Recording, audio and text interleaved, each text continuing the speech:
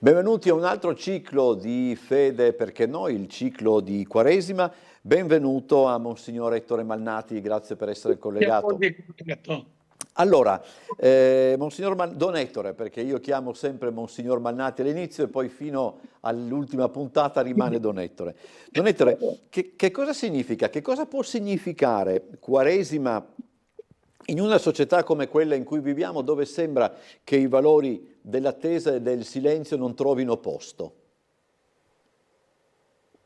Io penso che dei momenti particolari come quello della Quaresima, purificato dal Concilio Vaticano II, che gli ha tolto quella dimensione di eccessiva penitenza, ma proiettando questi giorni alla luce della Pasqua, possa essere una opportunità per tutti, credenti e non credenti, in modo particolare però per le persone pensose, per riflettere su un'antropologia completa della persona, che non è soltanto l'aspetto materiale, l'aspetto delle relazioni, diciamo così, lavorative o anche culturali, ma anche una interiorizzazione e un ascolto della coscienza, per poter essere nella dimensione familiare, del sociale,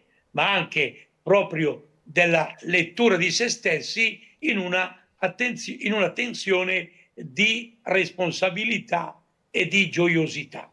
Quindi la Quaresima può venire proprio per offrirci, tra virgolette, quel silenzio dinamico grazie al quale noi troviamo in noi stessi e ci rendiamo conto della necessità di porci su un sentiero di luce, cioè di gratuità, di accoglienza, di ascolto, ma soprattutto anche di valorizzazione dello soprannaturale, cioè non solo dello spirituale, ma della dimensione specifica della mia fede, che mi pone di fronte al mistero dell'uomo, immagine e somiglianza di Dio, e del mistero dell'uomo recuperato da Gesù Cristo per un agire dove la dimensione della giustizia non è meramente sociale, ma è identitativa.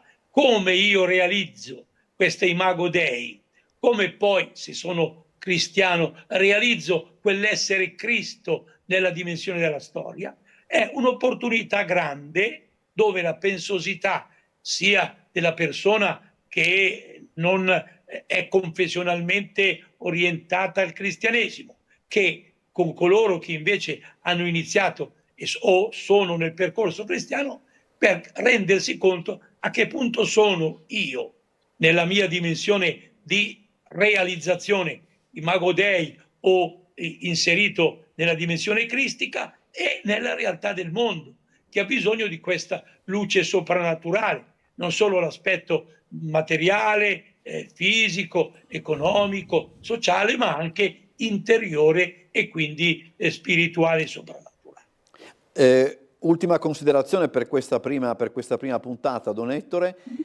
C'è anche un concetto di speranza che noi dobbiamo applicare alla Quaresima.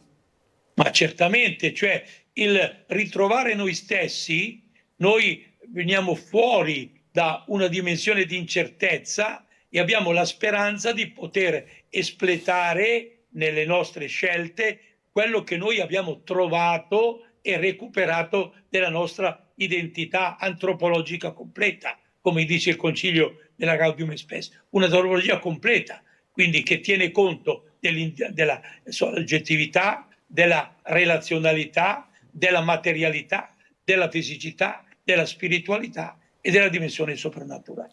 Don Ettore, ci vediamo la prossima settimana allora. Molto gentili. Grazie, a fra 7 giorni.